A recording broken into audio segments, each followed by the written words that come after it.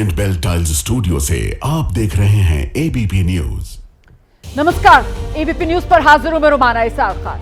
4 बज रहे शाम के वक्त मातृभूमि का हो गया है। ऑपरेशन सिंदूर के बाद एक बार फिर से पूरे देश में हमारे सुरक्षा बलों की जयकार हो रही है और ऐसे में सेना के शौर्य और साहस को जब सलाम किया जा रहा है तो वो देश में बड़ी खबर जिसकी गूंज है, जरा वो पहले समझिए आप। उन्होंने हमारी बेटियों के सिंदूर उजाड़े थे, हमने उन्हीं की बहन भेज करके उनकी ऐसी की तैसी करवाई। बहुत ही शर्मनाक बयान है उनका। इस 142 करोड़ के देश में कोई भी इस प्रकार की टिप्पणी करती है तो उससे बुरी बात है। ये मध्य प्रदेश की जो बार बार इनका चाल चरित्र और चेहरा बीजेपी का देश देख रहा है और समय आएगा जब सबक सीखेगा। लात मारना चाहिए। आप उसको आतंकवादियों की बहन, पाकिस्तान की बहन गए तो लाज नहीं आती आपको, शर्म नहीं आती आपको? ऐसे मंत्री को, ऐसे नेता को, ऐसे कार्यकर्ता को कम से कम 6 साल के लिए पार्टी से निष्कासित करके एक इतिहास कायम। दुखी और विचलित मन से कुछ शब्द गलत निकल गए, जिसके कारण आज मैं खुद शर्मिंदा हूँ।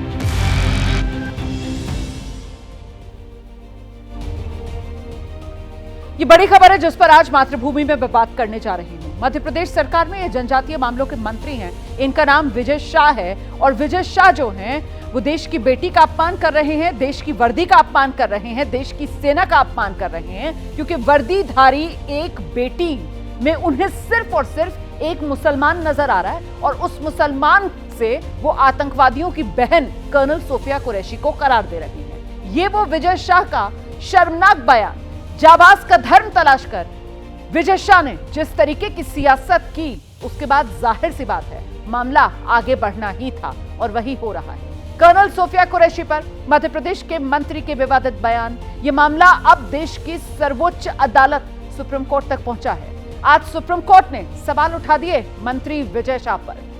सुप्रीम कोर्ट की तरफ से कहा गया कि एक संवैधानिक पद पर बैठा व्यक्ति ऐसा बयान कैसे दे सकता है। इसके पहले हाईकोर्ट ने भी कहा मध्य प्रदेश के मंत्री की भाषा गटर छाप है, नफरती भावना को बढ़ावा देने वाली है, कैंसरस, ये वो शब्द हैं जो अदालतों की तरफ से इस्तेमाल किए गए हैं मंत्री विजय शाह के इस बयान के लिए, इस भाषा के लिए। इसीलिए आज पूरा देश सवाल पूछ रहा है, मातृभूमि के लिए बलिदान देने वाले सैनिकों पर ये जो सवाल उठा रहे हैं, क्या वो मंत्री विजय शाह कुर्सी पर बने रहने के लायक हैं?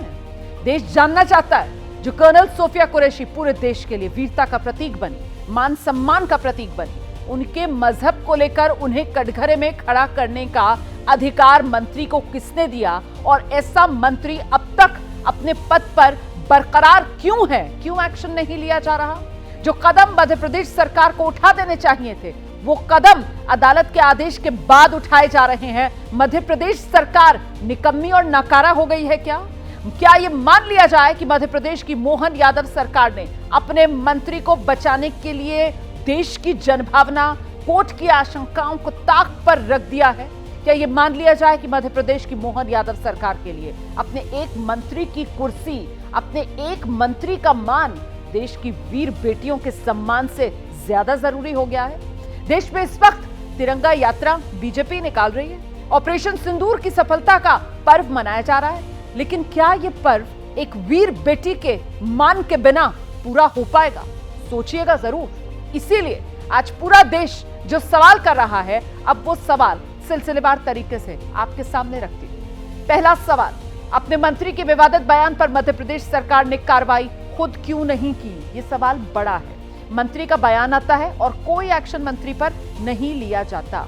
इस विवादित बयान पर एफआईआर 2 दिन के बाद दर्ज की जाती है। 2 दिन तक मंत्री के बयान को लेकर उन पर एफआईआर दर्ज क्यों नहीं की गई? आगे सुनिए। एफआईआर जो दर्ज होती है वो कैसे होती है? मध्य प्रदेश सरकार की इसमें कोई भूमिका नहीं है, बल्कि एफआईआर दर्ज कराने के आदेश अदालत की तरफ से दिए जाते हैं और वो भी अदालत स्वतः संज्ञान इस पूरे मामले की लेती है और फिर मध्य प्रदेश हाईकोर्ट की जबलपुर बेंच की तरफ से कहा जाता है कि एफआईआर दर्ज करो। एफआईआर में विजय शाह के खिलाफ आरोप स्पष्टता से दर्ज नहीं किए गए। मतलब एफआईआर जो अदालत के आदेश के बाद की गई, उसमें भी मंत्री को बचाने की एक कोशिश, जिसको फिर बेनकाब अदालत की तरफ से किया जाता है और अदालत पुलिस से कहती है कि ये एफआईआर तो कमजोर है, ये तो अदालत में रद्द हो जाएगी, आप इसको दोबारा से ड्राफ्ट कीजिए। पुलिस आखिरकार मंत्री को क्यों बचा रही है, ये सवाल पूछा जाएगा। और सबसे महत्वपूर्ण सवाल यह है कि आखिर मंत्री विजय शाह का इस्तीफा कब होगा। खुद तो ऐसी बेशर्मी पर उतर आए हैं ये मंत्री कि कुर्सी से चिपके हुए हैं, खुद तो इस्तीफा दे नहीं रही है। इसीलिए महत्वपूर्ण यह हो जाता है कि आखिरकार मुख्यमंत्री मध्य प्रदेश के मोहन यादव इन्हें पद से क्यों नहीं हटाते। ये वो बड़ा सवाल है जो इस वक्त हर जिम्मेदार हिंदुस्तानी नागरिक के मन में है, हर उस हिंदुस्तानी के मन में है जो देश के संविधान का सम्मान करता है, जो अपनी सेना का सम्मान करता है। इसी पर जरा बात करेंगे। आप देख रहे हैं हमारे साथ इस वक्त हमारे सहयोगी मौजूद हैं। हमारे साथ सुप्रीम कोर्ट परिसर से हमारे सहयोगी निपुण सहगल, भोपाल से अंबुज पांडे और साथ ही दिल्ली से पवन गौड़ जुड़ गए हैं। जरा पहले मैं पवन के पास आपको लेकर चलूंगी और सबसे पहला सवाल पवन आपसे यही है कि आखिरकार इंतजार किस बात का किया जा रहा है? अब तक मंत्री विजय शाह अपनी कुर्सी पर क्यों हैं? पवन। देखिए, जाहिर तौर पर जिस तरह से मंत्री विजय शाह का बयान आया, बड़ा शर्मनाक बयान था और किस तरह के शब्दों का इस्तेमाल कर्नल सोफिया कुरैशी को लेकर किया गया, वो अपने आप में एक बड़ा शर्मसार कर देने वाला है। उसके बाद में तमाम सिर्फ विपक्षी पार्टी नहीं, बीजेपी के अंदर भी कई सारे नेताओं के बयान सामने आने लगे, चाहे वो बात करें पूर्व मुख्यमंत्री मध्य प्रदेश की उमा भारती की, या उसके अलावा अगर बात करें तो इशारों में बीजेपी की जो संगठन राष्ट्रीय संगठन महामंत्री हैं BL संतोष, उन्होंने भी इस पूरे विवाद के बाद में कल एक ट्वीट किया था। ट्वीट करके उन्होंने ये लिखा, मैं आपको वो ट्वीट पढ़ के सुना देता हूं। उसमें लिखा हुआ, in a matter of 7 days she is an icon for young generation, not just by press briefing but by her life and legacy of her family, daughter of Vadodara, daughter in law of Belagavi, pride of Bharat. यानी कि जो BL संतोष है राष्ट्रीय संगठन महामंत्री, उन्होंने साफ कर दिया पूरे बयान के बाद कि भारत को अपनी बेटी पर, कर्नल सोफिया कुरैशी पर गर्व है। और उसके बाद में कल देर शाम आपने देखा कि वाकई मुख्यमंत्री से मुलाकात हुई मध्य प्रदेश के अध्यक्ष की, और उनके साथ में जो संगठन मंत्री थे हितानंद शर्मा, उनकी मुलाकात हुई, पूरे मामले की पूरी जानकारी ली गई। उसके बाद में दिल्ली को ब्रीफ किया गया और उसके बाद में आज सुबह जो है वो मध्य प्रदेश के प्रभारी जो है महेंद्र सिंह, उन्होंने BL संतोष जी से मुलाकात की और संतोष से मुलाकात करके उन्होंने पूरे मामले की जानकारी दी। और संभवतः जिस तरह से पार्टी नेताओं के बयान सामने आ रहे हैं, जिस तरह से विपक्ष लगातार बीजेपी को घेर रहा है पूरे इस मामले को लेकर, उससे कहीं ना कहीं एक बात जरूर तय है कि कहीं ना कहीं पार्टी इससे पूरे मामले से बैकफुट पर नजर आ रही है। और मुझे लगता है जहां तक सूत्रों के हवाले से जो खबर है, वो जल्दी से जल्दी मंत्री विजय शाह पर कार्रवाई होने वाली है। ठीक पवन, देखिए राजनीति अपनी जगह, लेकिन इस बात को समझना होगा हमें कि ये मामला जो है वो पक्ष विपक्ष का नहीं है। ये मामला जो है वो किसी एक राजनीतिक दल से जुड़ा हुआ नहीं है।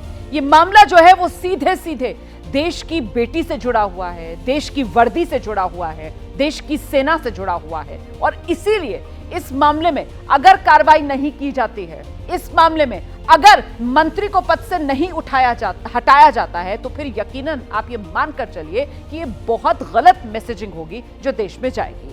हालांकि इस मामले को लेकर विपक्ष भी, जाहिर सी बात है, सरकार की घेराबंदी कर रहा है। विपक्ष को मौके चाहिए होते हैं इस तरीके के, जिस तरीके का मौका मध्य प्रदेश के मंत्री विजय शाह ने विपक्ष को थाली में परोस कर दे दिया है, जिसके बाद सियासत गरमाई हुई है। कांग्रेस विजय शाह के खिलाफ मोर्चा खोल चुकी है। मध्य प्रदेश कांग्रेस के अध्यक्ष हैं जीतू पटवारी, विजय शाह को मंत्रिमंडल से बर्खास्त किया जाए ये मांग कर रहे हैं और कटघरे में मोहन यादव सरकार को खड़ा कर रहे हैं। शाह बीजेपी के वरिष्ठ मंत्री मध्य प्रदेश के हैं, उन्होंने अपनी भावना व्यक्त की, वो देश ने दुनिया ने देखी। भारतीय जनता पार्टी ने उसको संज्ञान में नहीं लिया, हाई कोर्ट ने संज्ञान में लिया, फिर भारतीय जनता पार्टी ने संज्ञान में नहीं लिया। जो एफआईआर करने के निर्देश मिले वो भी ऐसी एफआईआर करी जिसको रफा दफा किया जा सकता है, जिसको कमज़ोर किया जा सकता है, कभी भी क्वेश्चन किया जा सकता है। फिर हाई कोर्ट ने संज्ञान में लिया और कहा कि हमें मूर्ख मत बनाओ। सुप्रीम कोर्ट गए, उन्होंने फटकार लगाई, फिर भी देश के प्रधानमंत्री को इस अमर्यादित बयान ने सुनाई दिया, हमारे प्रदेश के मुख्यमंत्री को नहीं सुनाई दिया। मुख्यमंत्री जी को मध्य प्रदेश का चेहरा दुनिया में कलंकित होता है, उसमें नहीं दिखता है कि एक मंत्री के आने और जाने से कोई फर्क नहीं पड़ेगा। प्रथम प्रदेश है, प्रथम देश है, प्रथम सेना है, इसकी एकता और अखंडता है। ये मध्य प्रदेश की जो बार बार इनका चाल चरित्र और चेहरा बीजेपी का देश देख रहा है और समय आएगा जब सबक सिखाएगा। तो मंत्री विजय शाह का बयान देश के संविधान का अपमान, सीधे सीधे अगर शब्दों में कहा जाए तो यही लबो-लुबाब है। और इसकी ओर इशारा आज देश की सर्वोच्च अदालत की तरफ से, सुप्रीम कोर्ट की तरफ से इस रूप में कर दिया गया कि अदालत ने कहा कि संवैधानिक पद पर बैठा व्यक्ति इस तरीके का बयान कैसे दे सकता है। हम सीधे आपको एक बार फिर से लेकर चलेंगे। हमारे साथ हमारे सभी सहयोगी मौजूद हैं। मैं अंबुज का रुख करती हूं और अंबुज से जरा समझते हैं कि ये बयान जिसे दिए दिन बीत रहे हैं, ये बयान जिसको लेकर पहले तो कोई एक्शन सरकार की तरफ से होता ही नहीं है, जब अदालत की तरफ से इसमें स्वतः संज्ञान लेकर एफआईआर दर्ज करने की बात की जाती है तब एफआईआर दर्ज की जाती है, लेकिन एफआईआर भी ऐसी कमजोर सी एफआईआर कि दोबारा आज अदालत को कहना पड़ता है कि साहब इसको आप ड्राफ्ट करके दोबारा से लेकर आइए, ये बहुत कमजोर एफआईआर है, ये अदालत में नहीं टिकेगी। तो क्या माना जाए यहां पर रणनीति मध्य प्रदेश सरकार की? अब तो कहा जाएगा ऐसी है कि मामले को ठंडे बस्ते में डालकर किसी तरीके से खुद रफा दफा होने दिया जाए। कोई मूड में नजर नहीं आ रही है मोहन यादव सरकार अपने इस विवादित मंत्री पर एक्शन लेने के।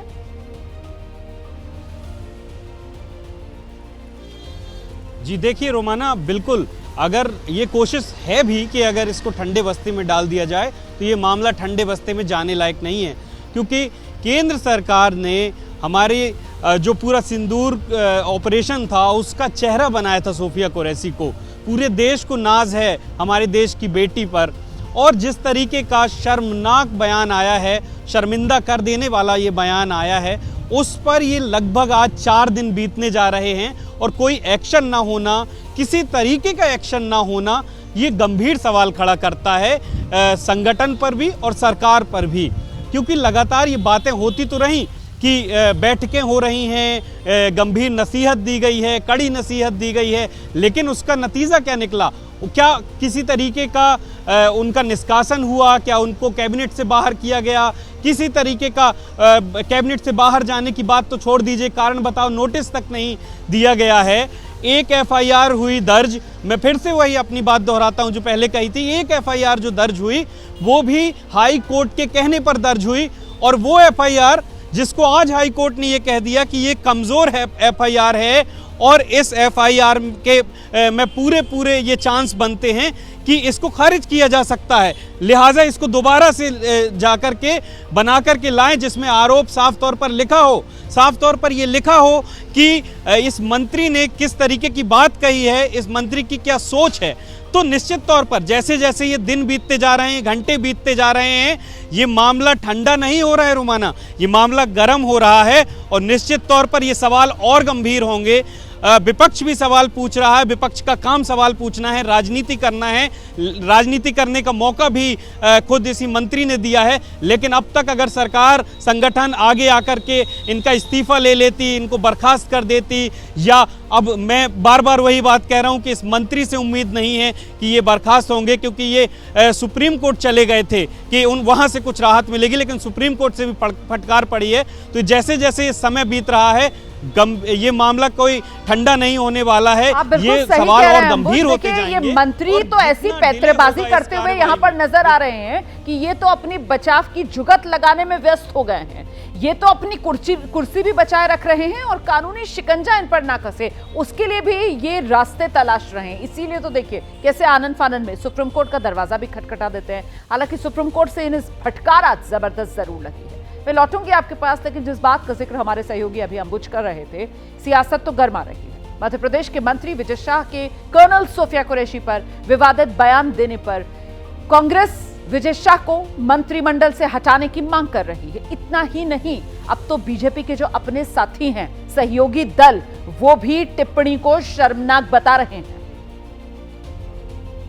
पाकिस्तान आर्मी के सारे झूठे सबूत साहब को इससे साबित कर दिया है कि झूठ बोल रहे हैं, और हमारी सेना के का जो वास्तविकता है उसके बारे में उन्होंने जिस विशंसनीय ढंग से बात की है, तो उनके बारे में ये टिप्पणी करना बहुत ही शर्मनाक बयान है उनका। मैंने हम लोगों को भी शर्म लगता है कि ऐसे लोग राजनीति में हैं। मुझे लगता है जरूर लोग देख रहे होंगे, लेकिन बहुत ही निम्न स्तर का बयान था उनका। आपने सुना, ये जेडीयू की तरफ से बयान दिया गया, और मैं इसीलिए कह रही थी कि ये मामला जो है वो पक्ष विपक्ष का है ही नहीं, ये मामला जो है वो देश की अस्मिता से जुड़ा हुआ है, ये मामला जो है वो देश के संविधान से जुड़ा हुआ है, देश की वर्दी से जुड़ा हुआ है, देश की सेना से जुड़ा हुआ है और देश की बेटी से जुड़ा हुआ है। इसीलिए इस मामले में पक्ष विपक्ष से ऊपर उठकर अब ये बयान जो सामने आ रहे हैं, और इसमें सिर्फ विपक्ष या बीजेपी के सहयोगी दल ही नहीं है, बल्कि खुद अपने भीतर से भी बीजेपी के नेता भी सामने आ रहे हैं और वो भी ये कह रहे हैं कि ऐसे मंत्री की बदजुबानी, इस पर लगाम लगाने के लिए जरूरी है कि इस मंत्री को सबक सिखाया जाए, इस मंत्री को मंत्रिमंडल से बाहर का रास्ता दिखाया जाए। लेकिन मैं हैरान हूं ये सोचकर कि आखिरकार मध्य प्रदेश के मुख्यमंत्री मोहन यादव के कान पर जूं तक क्यों नहीं रेंग रही, क्यों मध्य प्रदेश के मुख्यमंत्री मोहन यादव इस मंत्री को बचा रहे हैं। इसका अगर कोई जवाब दे सकता है तो वो सिर्फ और सिर्फ मध्य प्रदेश के मुख्यमंत्री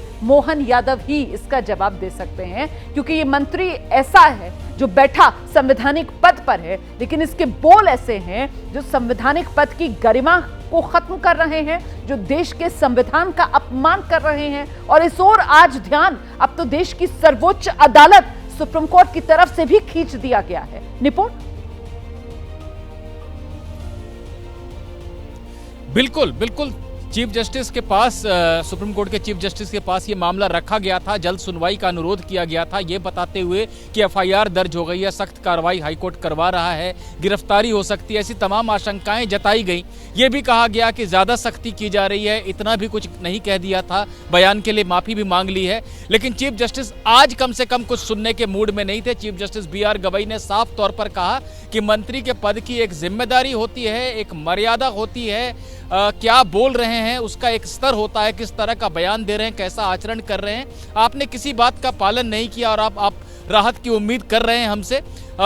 आज हम कोई सुनवाई नहीं करेंगे, कल हम आपके मामले को देखेंगे। ऐसे में सुप्रीम कोर्ट ने साफ ये भी कर दिया था कि हाई कोर्ट में जो कुछ भी चल रहा है उस पर कोई रोक नहीं है। इस समय सुप्रीम कोर्ट जरूर कल सुनवाई करेगा, लेकिन उससे पहले एक टोन जरूर सेट कर दिया है कि सुप्रीम कोर्ट के जजों ने भी इस बयान को बहुत अच्छी तरह से तो नहीं लिया है। बिल्कुल शर्मनाक बयान, और जिस बात का जिक्र हम बार बार कर रहे हैं कि एक ऐसा बयान जिस एक बयान ने देश की वर्दी, देश की सेना, देश के संविधान और देश की बेटी सभी का अपमान किया है। देश का हर नागरिक इस वक्त आहत है, क्योंकि वो मौका जब पूरा देश एक और हर कोई एकता का संदेश दे रहा था, तब ये मंत्री का बयान सामने आता है। और ऐसा बयान जो देश को हिंदू मुसलमान में बांटने वाला बयान, और वो भी निशाना किस पर साधते हैं ये मंत्री साहब, कर्नल सोफिया कुरैशी पर। मैं आगे बढ़ रही हूं, अगली खबर का हम रुख कर रहे हैं। समाजवादी पार्टी के राष्ट्रीय महासचिव हैं प्रोफेसर रामगोपाल यादव, उन्होंने भी एक विवादित बयान दे दिया है। विंग कमांडर व्योमिका सिंह को लेकर यह विवादित बयान जो रामगोपाल यादव की तरफ से दिया गया है। विंग कमांडर व्योमिका सिंह की जाति को लेकर टिप्पणी की है प्रोफेसर रामगोपाल यादव ने। विंग कमांडर व्योमिका सिंह का नाम भी भूल गए रामगोपाल यादव। समाजवादी पार्टी के महासचिव हैं रामगोपाल यादव, और उनका वीडियो अब वायरल हो रहा है। सेना के अधिकारियों की जाति गिनाता ये वीडियो है रामगोपाल यादव का जो वायरल है। आपको बता दूं कि दिव्या सिंह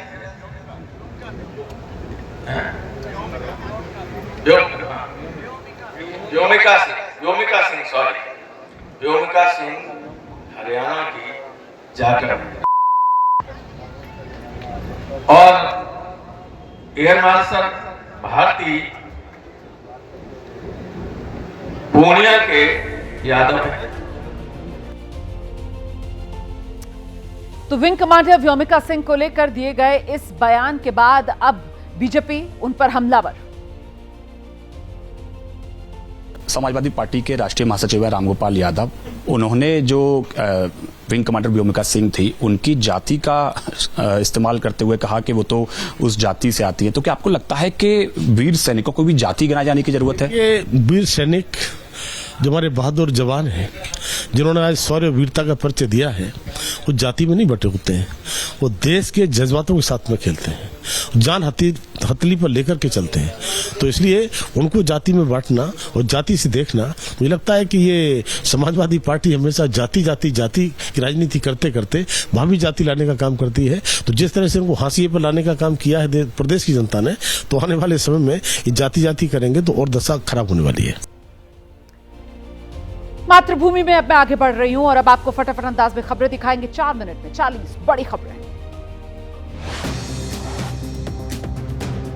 प्रधानमंत्री नरेंद्र मोदी ने मत्स्य पालन क्षेत्र की प्रगति और भविष्य की योजनाओं के लिए समीक्षा बैठक की है। गहरे समुद्र में मछली पकड़ने और समुद्री खाद्य निर्यात पर जोर दिया।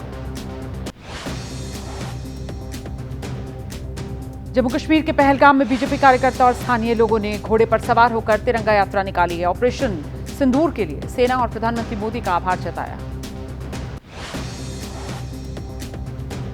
ऑपरेशन सिंदूर के बाद भारतीय सेनाओं के सम्मान में शेर कश्मीर पार्क से लाल चौक तक बीजेपी ने तिरंगा यात्रा निकाली है। कार्यकर्ताओं ने कहा है, भारतीय सेना ने पूरी दुनिया को ताकत दिखाई।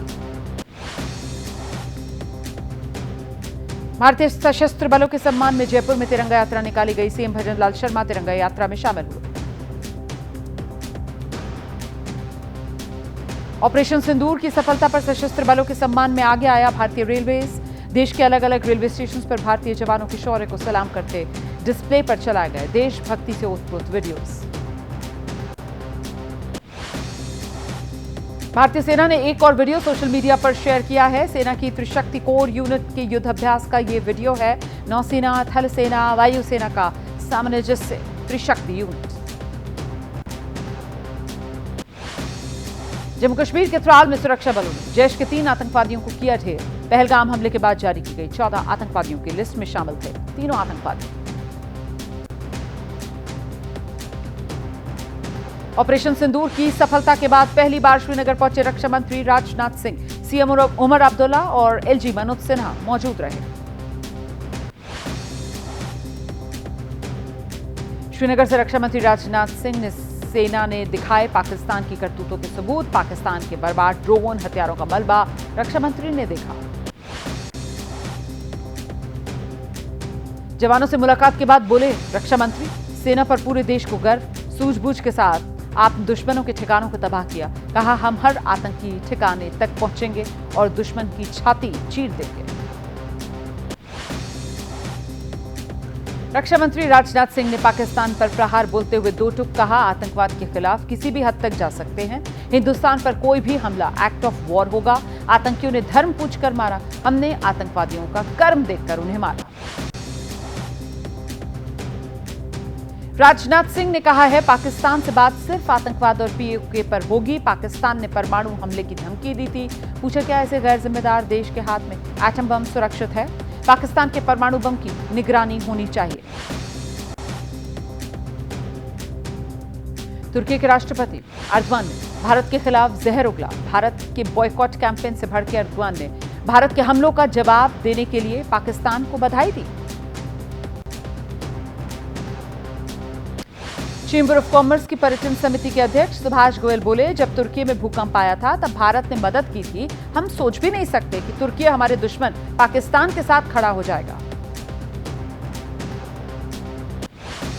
लखनऊ के मुसलमानों ने तुर्की का बॉयकॉट किया है। तुर्की के खिलाफ छोटे इमामबाड़े में शिया धर्मगुरु मौलाना सैफ अब्बास के नेतृत्व में प्रदर्शन किया गया है। लोगों ने तुर्की मुर्दाबाद के नारे लगाए।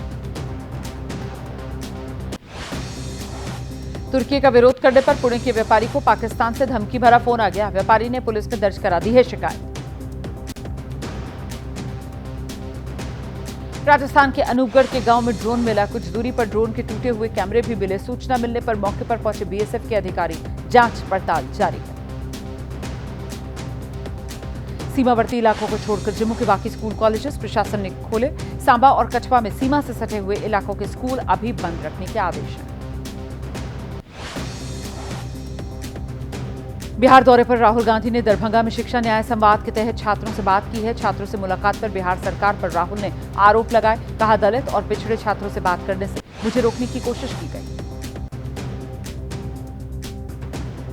कांग्रेस नेता पवन खेड़ा ने पूछा है, राहुल गांधी को रोककर क्या दिखाना चाहती है सरकार? क्या दलित छात्रों से संवाद करना अपराध है?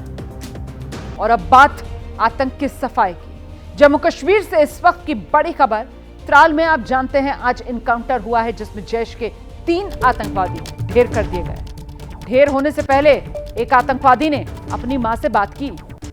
आतंकवादी नजीर वानी का वीडियो सामने आ रहा है और आतंकी जो है वो अपनी मां से बात कर रहा था।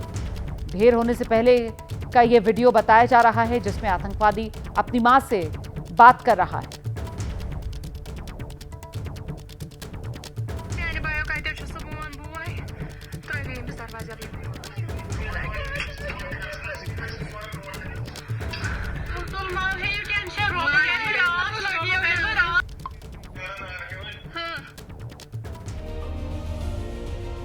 तो ये वीडियो कॉल जो अभी आप देख रहे थे, ये आतंकवादी ने अपनी मां से बात करने के लिए की और अपनी मां से वो बात कर रहा था। कश्मीरी में क्या बात कर रहा है ये मैं नहीं समझ पाई, लेकिन इतना जरूर है कि पीछे से उसकी मां की रोने की आवाज आ रही थी और यकीनन उसकी मां उसको ये कह रही होगी कि जो किया है अब उसका अंजाम भुगतो। वहीं त्राल में इनकाउंटर के दौरान ड्रोन से निगरानी की जा रही थी। ड्रोन का वीडियो जिसमें एक आतंकवादी छिपा हुआ नजर आ रहा है। दरअसल ये तस्वीरें हैं जो ड्रोन कैमरे से ली गई हैं और इन्हीं तस्वीरों के जरिए तकनीक का सहारा लेकर आज सुरक्षा बलों ने आतंकवादियों को चिन्हित करके मारा है। देखिए किस तरीके से तकनीक का सहारा लिया गया, आतंकवादियों को चिन्हित किया गया और फिर इन आतंकवादियों का खात्मा। वहीं देश के विदेश मंत्री एस जयशंकर का एक बड़ा बयान सामने आया है।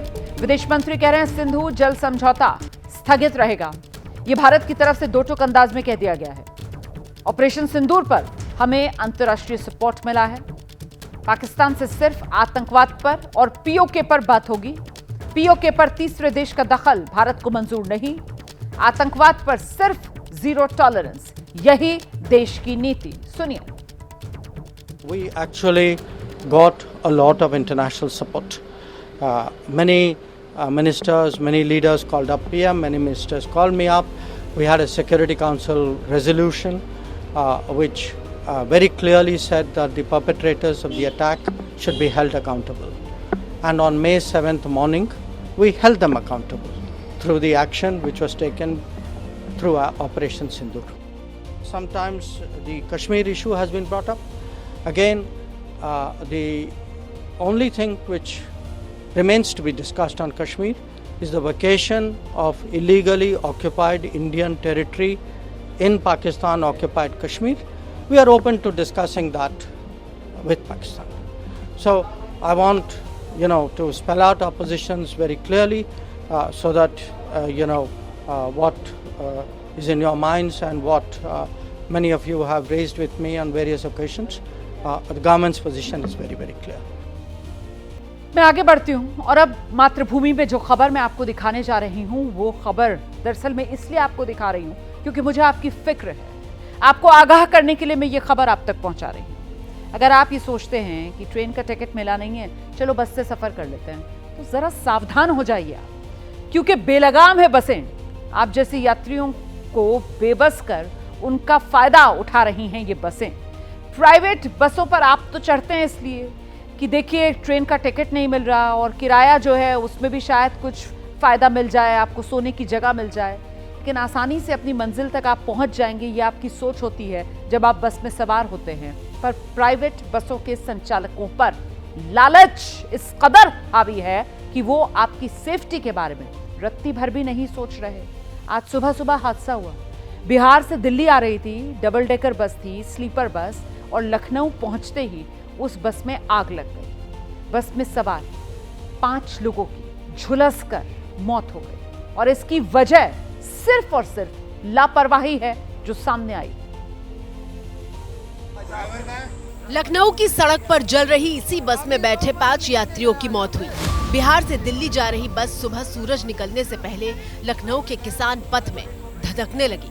कोई कह रहा था कि आग लगते वक्त बस के अंदर 70 लोग थे तो कोई 80 और कुछ लोगों ने तो 150 लोगों के सवार होने का दावा किया।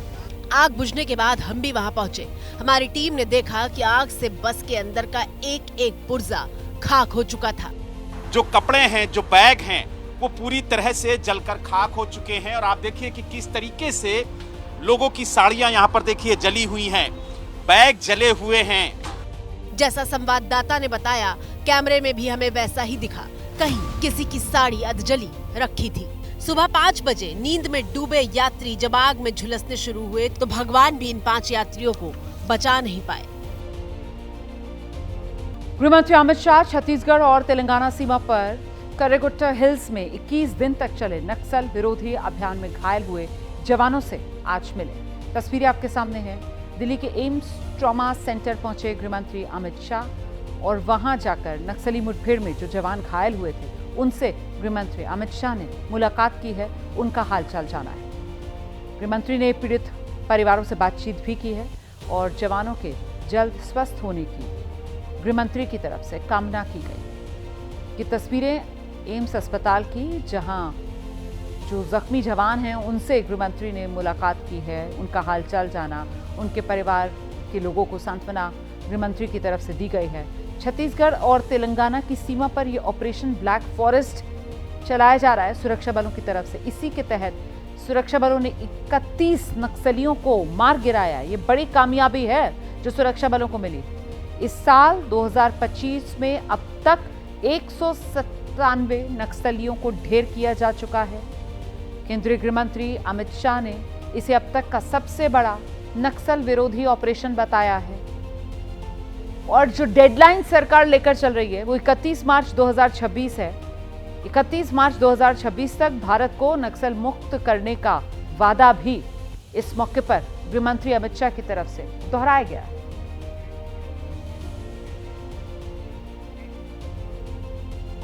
मातृभूमि में अब मैं आपको भारत के विदेश मंत्री का वो बयान सुनाने जा रही हूं जिसके जरिए विदेश मंत्री एस जयशंकर ने पाकिस्तान को दो टूक संदेश दे दिया है कि सिंधु जल समझौता स्थगित रहेगा।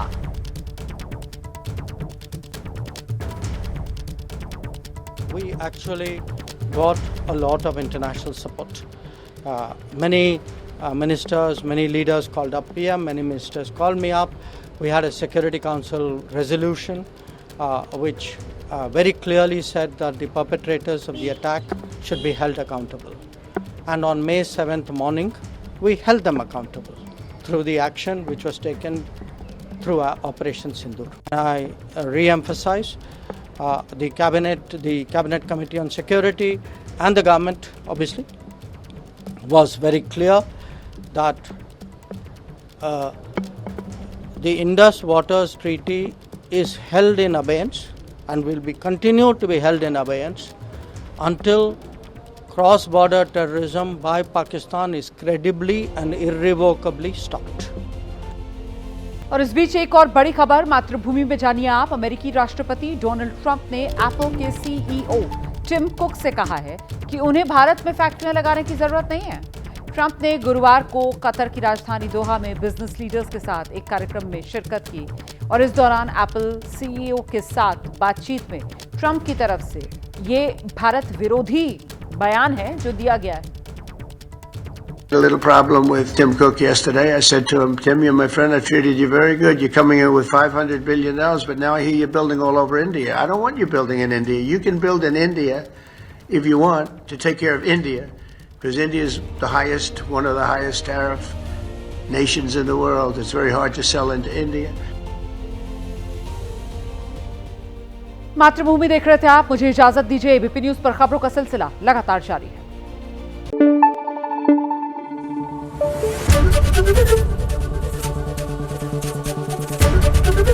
एबीपी न्यूज आपको रखे आगे।